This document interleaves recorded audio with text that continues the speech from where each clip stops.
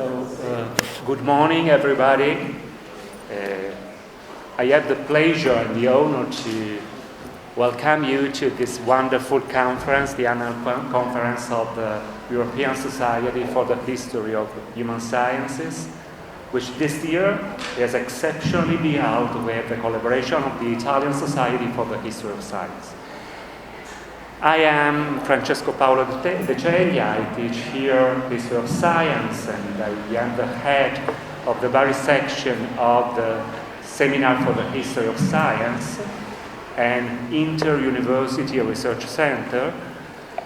Professor Augusto Garuccio, the director of this center, unfortunately is not here, but he will come tomorrow. He has engaged with other institutional tasks, and he will bring our greetings directly to you.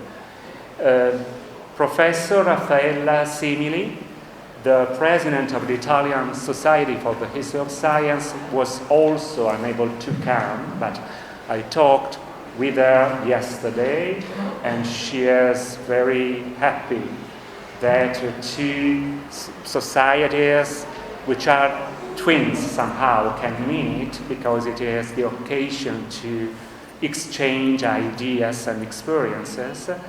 And she reminds you, at least she reminds two members of the Italian Society for the History of Science to pay the inscriptional fees to the society.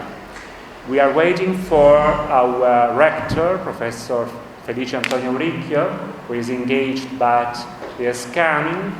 And before giving you some practical information about the conference, the locations, and so on, I would like to pass the microphone to Professor Annette Mühlberger, who teaches History of Psychology at the University of Barcelona, and is the president, as you know, of the European Society for the History of Human Sciences.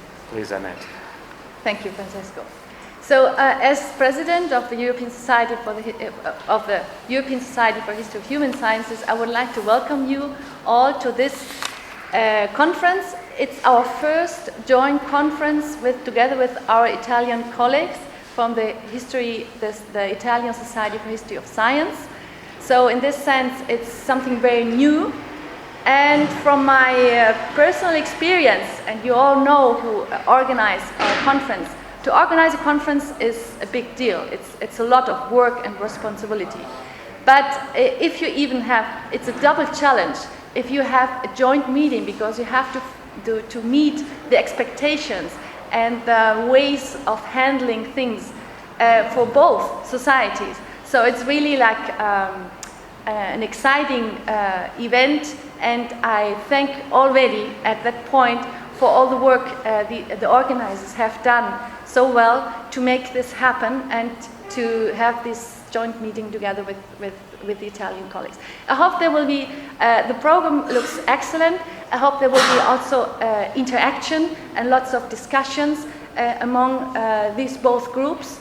And and from at that point, I just wish us all some nice days with interesting talks.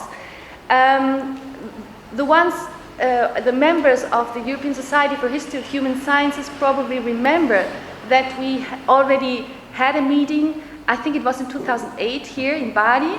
The organizer was Maria Sinatra, and I think we have all nice memories of that meeting.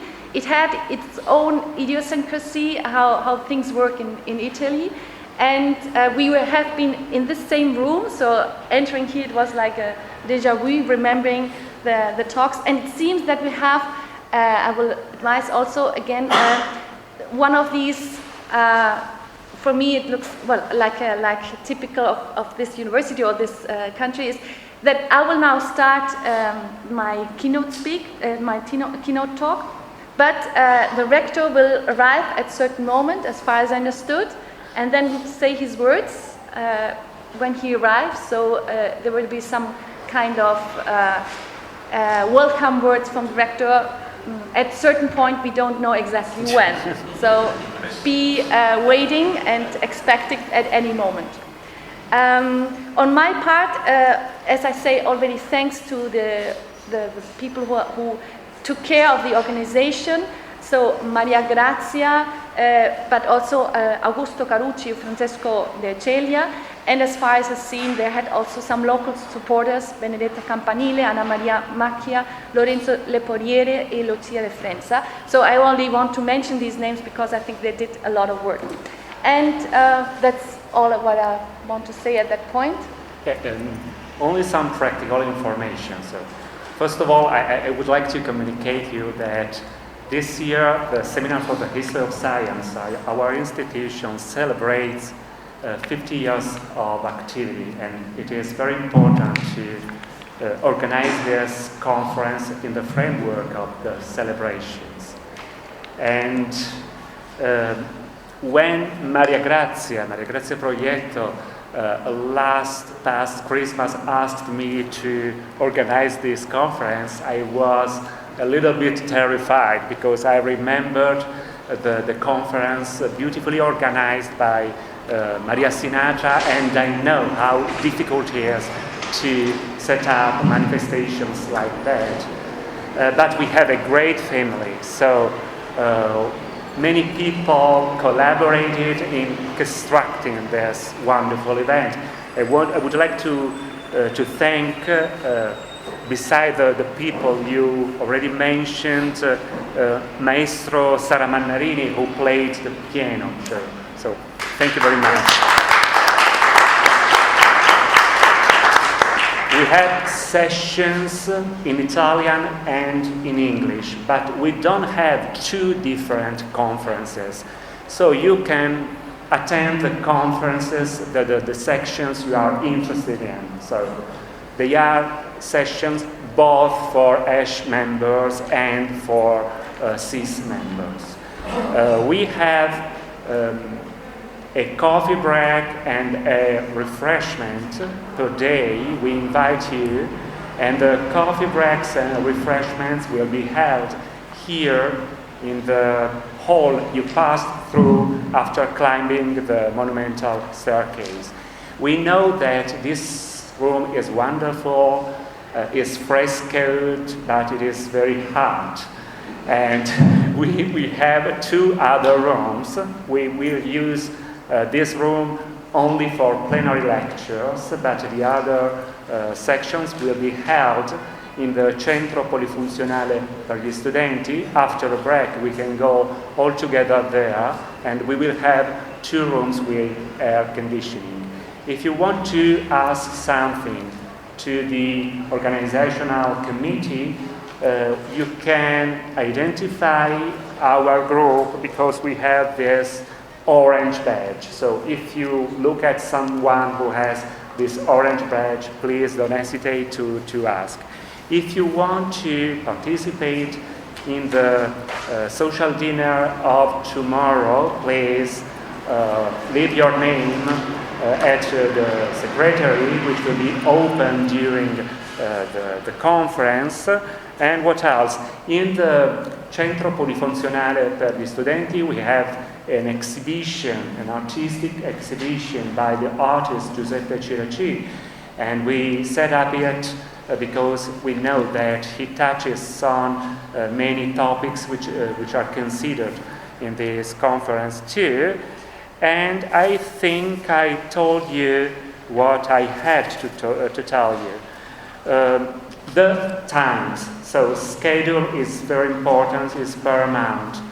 Apart for plenary lectures, the conferences, the talks should last 20 minutes plus 10 minutes of debate. You know, this is a great machine, so be very careful toward the schedule. I told what I had to do, so thank you, Annette Mühlberger, thank you all, and let's start with something interesting. Please, Annette Mühlberger.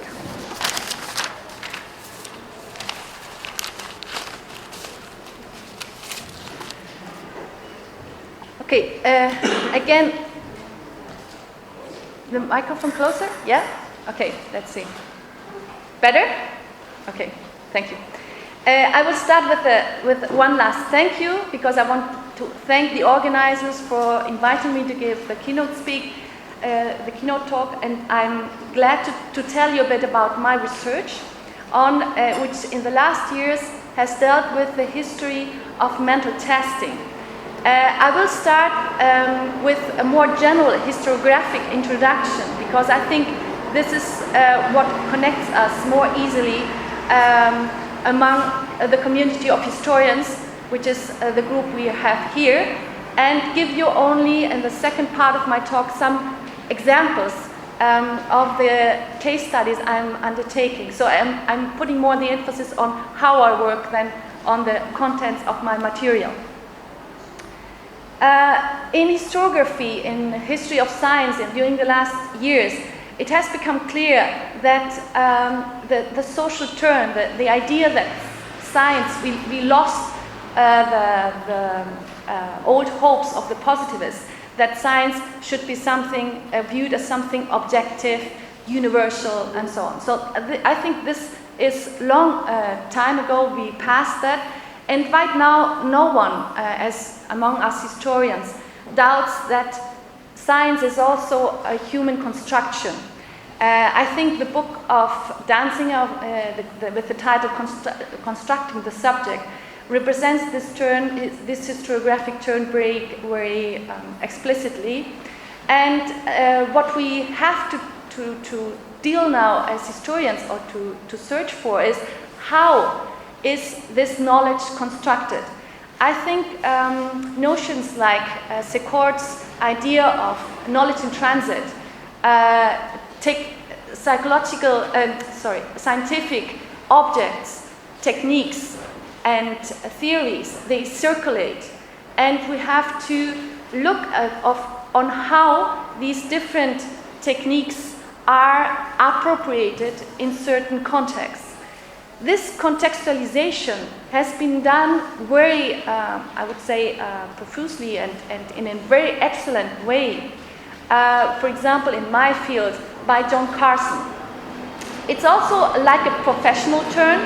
So we have in the 1970s, 1980s, psychologists dealing with the history of mental testing, offering us a history of ideas and authors, while now a historian like John Carson offers a book where he contextualizes the invention or the design of the first intelligence test in the French Republic at the beginning of the 20th century, and how this instrument was then appropriated by the North American colleagues in the US, and how in this setting of the North American Republic, then it was used and fit with their what is called a meritocratic society. So the intelligence testing is viewed as an instrument, a political, ideological charged instrument of a society which still tries to maintain a human classification, human differences, based now on supposedly objective and scientific knowledge. In a society which is offered to the public as a purely democratic society, where from the Constitution it's explicitly said that every human is the same as any other. So this dissonance between differentiation and democratization, there the intelligence test started to play an important role. So this is the argument behind this historiography on mental testing. And my first question, which came to my mind when I read Carson's book, was, okay, when we then try to reconstruct how the intelligence test emerged within the political context and the social context of the French Republic, and afterwards the North American democratic society. But then we have also to look at other societies. The intelligence test traveled and was appropriated in very different places and at certain different timing also. And we have to take into account through the use of case studies on how in these different contexts the test was appropriate. Because we have contexts such as, for example, the Italian or the dictatorship of Primo de Rivera in Spain, where during this dictatorship we have also the use of intelligence testing. So we have to see in each place how it is appropriate. So in my historiographic introduction to the monographic issue on the history of mental testing, I did outline this new project historiographically, in the sense that I think we should go on with this contextualization of historical techniques, theories, and objects and knowledge. At the same time, I argue, or I think what is useful is to work with case studies. It has been a methodology which for me has been very profitable, mainly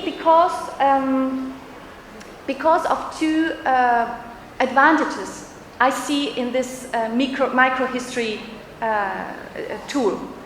First of all, I think it's the only tool we have where we as historians, we deal with always very complex historical situations where many actors and interests are colliding. So I found that in a case study where it's the only methodology, as far as I experience, where you can dive deeper in the sense that you can see how this technique, for example, this methodology, this theory, this view, how it is actually used. For what purpose is it used? What social consequences? What were the interests of this social group using in that way this methodology? So I think I get some answers to urgent questions which interest me as historian through this methodology. And the second advantage is that I found that there is no opposition between micro and micro history, in the sense that my cases studies, if I go to also take into account the underlying conceptualizations, issues, debates, they take me immediately to broader issues and to a more to dimensions which cross over in a bigger context the whole issue. So I don't feel like in a prison, so I have to stick to only this one case in one decade or 1 year in a certain place. In this sense, I feel that it had given me, offered me some interesting insights in my recent research on particular cases, where I looked at how precisely was, for example, the famous intelligence test of Binet and Simon used by certain actors, historical actors, in certain places. Nevertheless, after this diving deep in some minor historical cases, there's always the discussion or my concern. What do they mean in a broader scale? So today, what I'm trying to bring you here is, after these years of very precise research on cases, I want today to assemble them and try to offer you something which could turn out to be a bit of a bigger picture on psychological testing, how it was undertaken in Spain, more or less in the first half of the 20th century. It will be, in the time I have, only a very short draft and very roughly, but I think we can at least see a couple of new ideas or historical insights which I gained through these years, and I would like to share this with you. So, when we talk about intelligence testing, or in general the history of mental testing, we have to take into account that we are dealing not with the history of a discipline, because the test crossed over not only countries, not only physical spaces, but also disciplinary spaces. And there was an important approachment between psychology and pedagogy in the 19th century. As you all know, you probably have heard of Pestalozzi and all these new pedagogies. Here, Montessori was one of these pedagogues who introduces psychological knowledge. Psychology in the 19th century was trying to get established as an experimental science. So other sciences or scientists from other fields were sometimes also interested in appropriating what they saw as scientific technique or knowledge in psychology to upgrade their own field. And this was also one of the motives of the pedagogues. Let's see where this one? Yeah, this one works. So we have an approachment between pedagogues which incorporate bit by bit more psychology in their training, in the way they handle their teaching and their work. We have psychologists who are eager to sell, to make their discipline important to other disciplines and to other fields. So they're eager to sell psychological knowledge to the pedagogues and the teachers.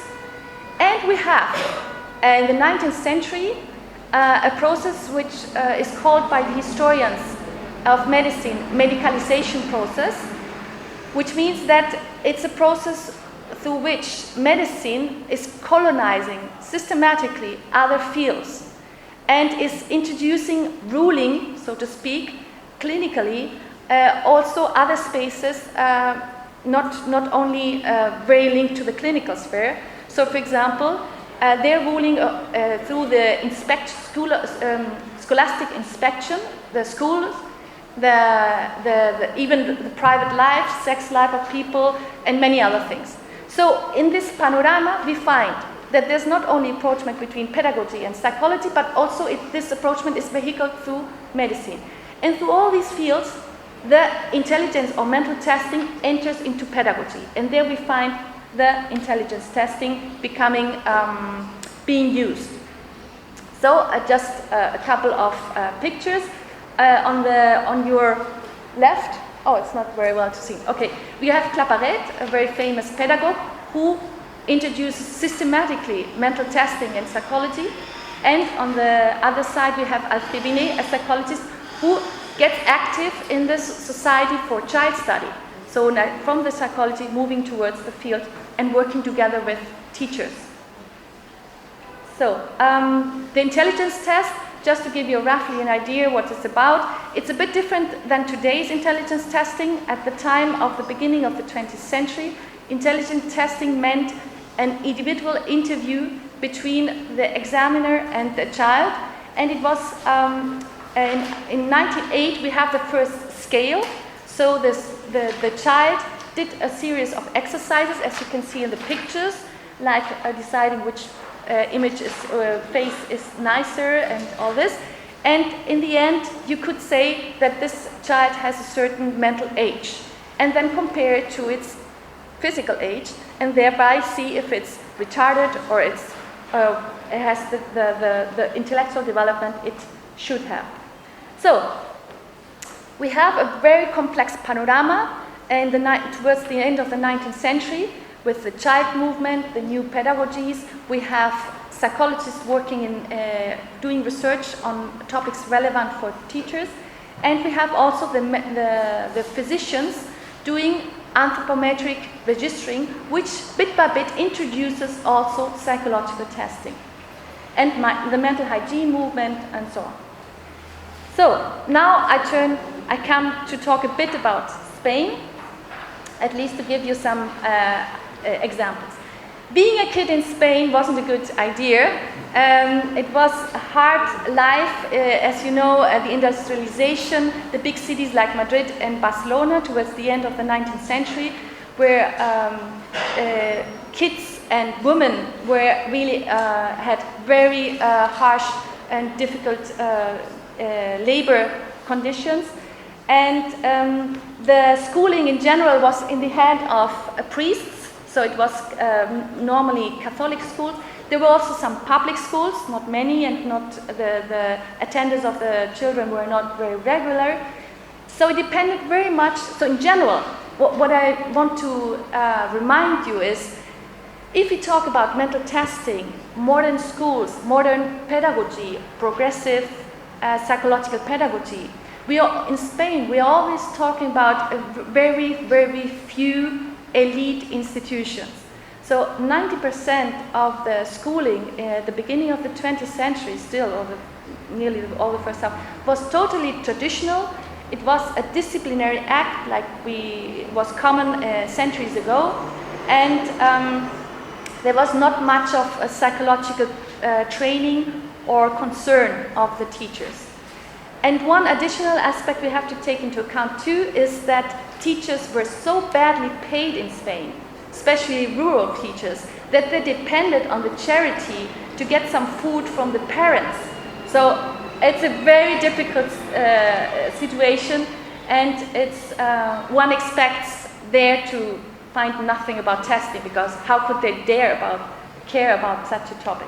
Nevertheless, as I said, in Spain there were a reform movement in some elite institutions. Here I list them for the ones who want to know their names. I don't have time to talk about all of them. Just mention two very important institutions which are instrumental in spreading psychological knowledge and techniques within the Spanish society, which is the Institución Libre de Enseñanza, which is a pedagogical project of a group of pedagogues who are very active and who establish a network all over the country in trying to reform the pedagogical methods in more or less the sense like the new pedagogy or psychopedagogy goes. And we have the psychotechnical institutes, which had been object of quite a lot of historical research already, so I won't talk too much about them. Okay, these are just pictures to show you that there are some elite schools. You can already see that this is a graded school, elite school. This we have a Dewey project way of working with kids. So we have some progressive and modern schools, and this is for women. For women, mainly the right picture is that with the nuns and a little bit of schooling just to become a good housewife. But we have some a bit more modern and progressive schooling too. Okay, I will skip that part. So yes, now we have three. What I found out when I assembled all these case studies I did, and mainly cases which have been ignored in the traditional historiography on mental testing in Spain, I found that it could be useful to distinguish like three different periods. So the first period would be when intelligence testing or mental testing in general started in Spain, and this was surprisingly quite early. And I will talk now start with this part, and then talk a bit about the testing craze in the 20s, and give you just an example of the Franco era, and stop here because I don't have too much time. So the surprising thing is in the setting of so there was the physicians. We remember the medicalization process, hygiene movement. The physicians were seeing the big cities, big urban city surroundings as very unhealthy and inconvenient for the kids, in both sense, in the moral sense and in the physical and with regard to the health. So what the city hall did to give strength to the youth of the race was to organize, in Spanish it's called colonias escolares. I think it could be translated like a summer camp for some students. And so they had the physician had to select from the thousands of public school kids the ones who are feeble, mentally and psychologically, who would then get this grant sponsored by the city hall to have 1 or 2 weeks holidays in the mountains where they could have excursions to the nature, good food, and so on. So the physician in charge of this selection was Luis Comenge, who was a physician, was very enthusiastic about statistics. And this is really a very interesting and surprising discovery. He and his groups of physicians took notice of the publication of the Binet-Simon scale published very shortly before, and already used it in 1908, which is really very quick and immediately.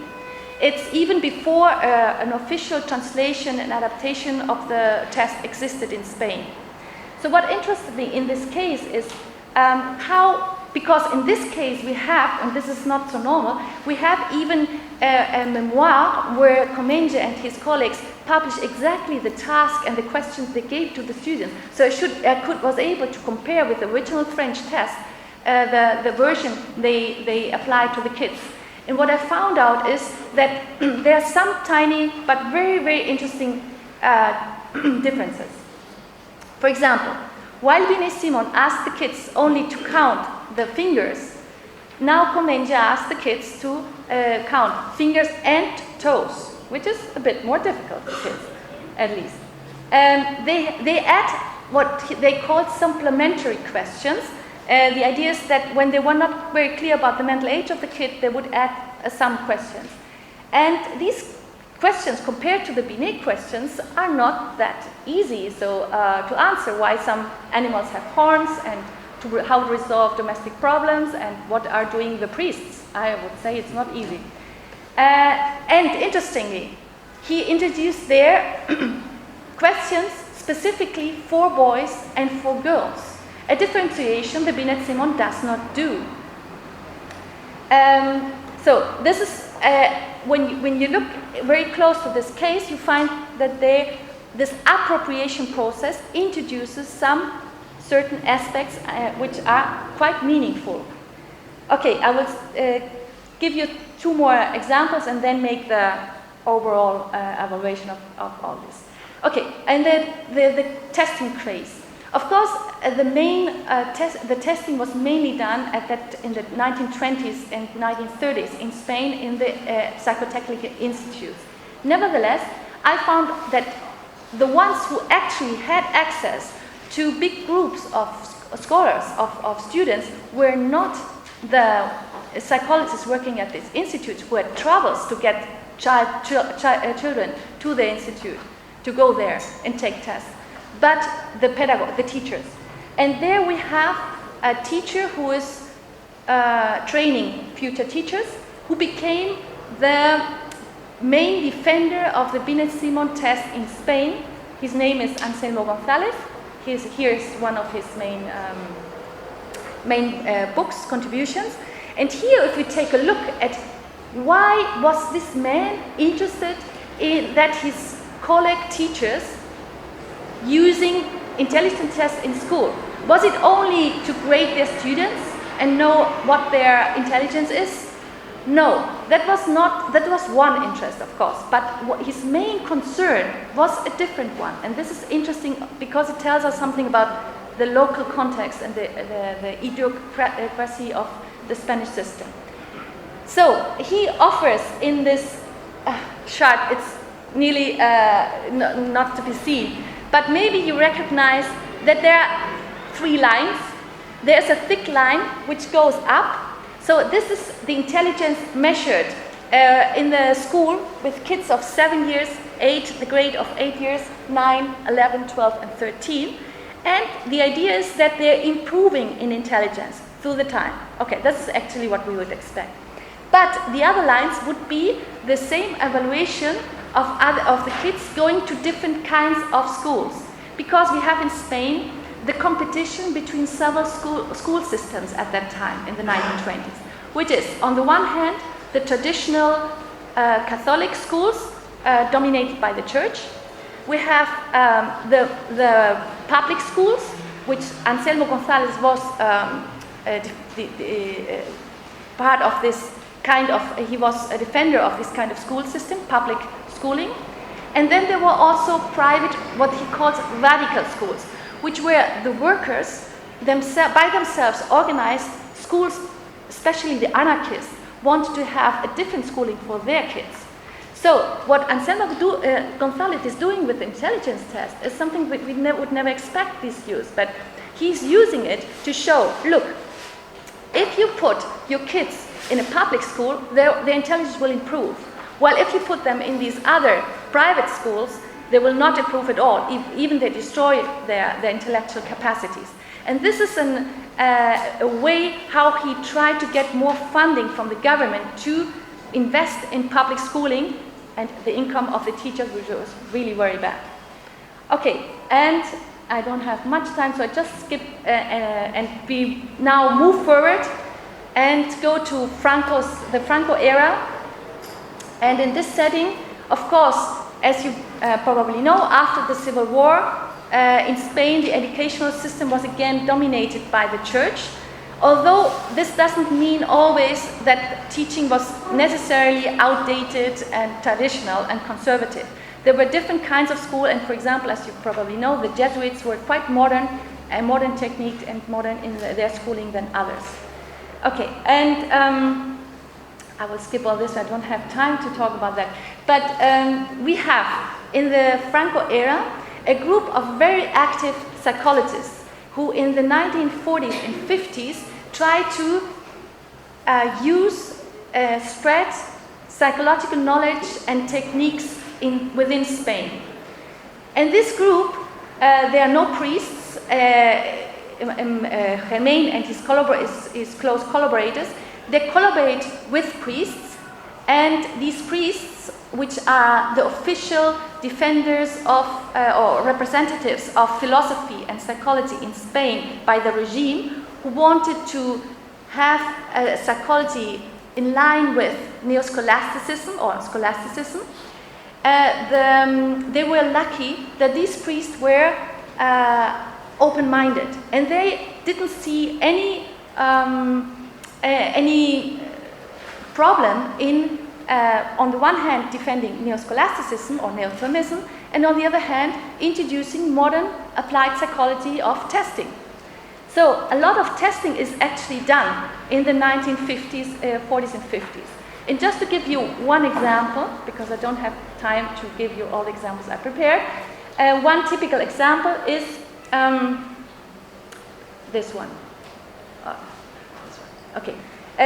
Germain and Pinillos examined pilots, soldiers, before taking a course a flying course with the help of intelligence tests.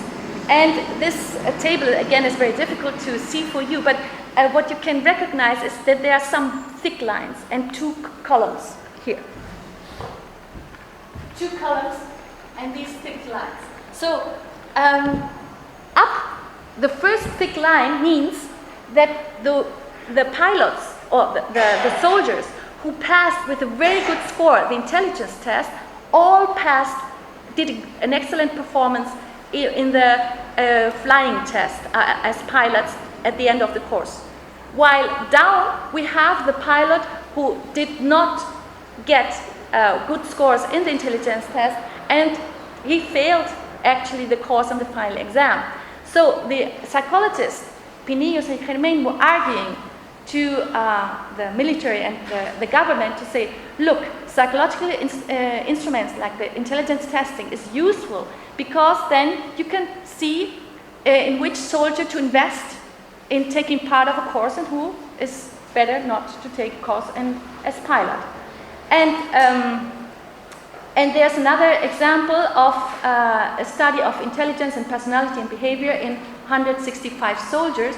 And all these tests use battery and are in close connection with the North American colleagues. So I don't have time to...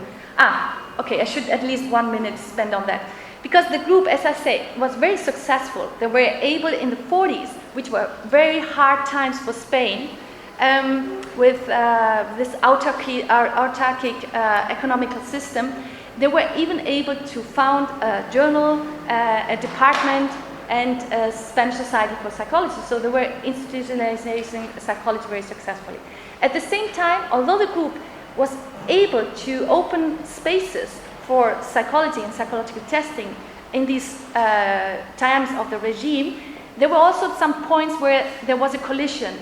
For example, when Pinillos came back from the Maudsley Hospital, where he worked with Eysenck on questionnaires and opinion taking of, he wanted to do a survey of students' opinions about political systems, which was a delicate issue.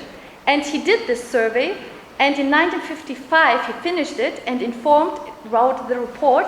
And as you know about the history of Spain, precisely in 1956, the important student protest started. So in these questionnaires, Pinillos already found the critical attitude of the youngsters, of the young students. And when he informed his superiors about the results, the regime forbid the publication of the results, because there was censorship. Nevertheless, the group had so good international relations that he was able to manage to send the results abroad, and it became a news in the title page of the New York Times, which was like a bad hit for the regime. Okay, so I will skip all the... There's also a case I wanted to present you where a Jesuit is doing testing, which incorporates a Catholic concern in the testing. So we'll just conclude very quickly. On the whole, what we can see is that when we look at how intelligence testing was appropriated in the Spanish context in the first decade of the 20th century in the hands of these physicians like Comenge, who was very active in the hygiene movement, the same way as he tried to rigorously eradicate the epidemics in the city, burning all kinds of clothes in case it could be contagious, with the same mentality of trying to be extremely rigorous, he tried to use the mental testing to select the mental abnormality. So it was in his interest to make the intelligence test even harder for the kids to pass, to detect even tiny symptoms of mental abnormality and get them out of their context of the city to these summer camps and try to recover them. While a very different attitude we find when the teachers in the next decades used the test, their concern was to upgrade their profession, to get a better acknowledgement that they could, first of all, as teachers, could work as scientists by using a scientific technique successfully like intelligence testing, and get thereby also more acknowledgement as collective. And finally, after the Civil War, what we find is that precisely in the moment when the regime opens and gets makes this agreement with the US government, the psychologists are also eager to enforce their relation with their North American colleagues, and they get involved into the use of mental testing within the military sphere and show the usefulness of their technique and get their field acknowledged. So what I just try to show is to give this more general picture. If we take a look at certain cases which permit through which we can get to know how exactly, for what reason, for what is the functionality of the use of certain scientific techniques, we get a better notion of what we are talking about as historians when we talk about appropriation of scientific instruments, theories, and ideas. And at the same time, we also discover the malleability of these techniques and how they acquire new functions. We wouldn't actually expect, when we look at other contexts necessarily, they get new functions in a certain surrounding. So I finish here because I would love to have some questions or comments if possible, if the organizers would let. Thank you very much. We'd like to welcome all the participants to the conference. Please. Sorry, I know that you have started doing the conference, but it's a big honor for me to give the regards of our university, of our community, academic community, and thanks a lot to Professor ESHHS for the organization of this important activity. Thanks to all of you. I know that you come from all over the world, and it probably is the first time in our country. I don't know, but I hope you have time to visit our university. Of course, we are at your disposal. You are in the main building of our university, but you have a lot of things to see. And as you probably know, our university is devoted to Aldo Moro, that was a student, and then he became professor of our university, and then became prime minister, and then he was killed. So, but in this building we have his room. So he's very interested to visit. It would be a big honor for us to get the possibility to know something about our history. You are involved in the field of history of science, but of course, history of science means a lot of topics, and the history of our university activity could be interesting. Thanks a lot for the topics of the conference. The program is very important. 3 days full of activities, also coming from all over the world, and I will. Sorry, problem with the microphone. Thanks again for your for the speech, for the relations, for the activity, and thanks a lot for the activity as a professor of history of science. It's very important to develop this topic of research. It's important for the survival of our university and of survival of science, and it's a great opportunity to communicate the activity of your researchers. And we are involved in this field with the activity of Professor ESHHS, with the activity of in the museum of a university, Professor Garucci, and other colleagues that are involved in this field of research.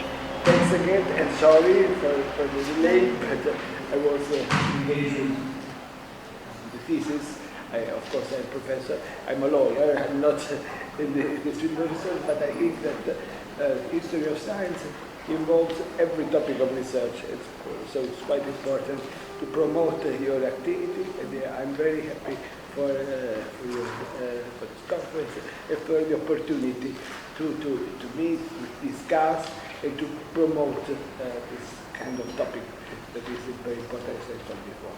Thanks again. Thank you.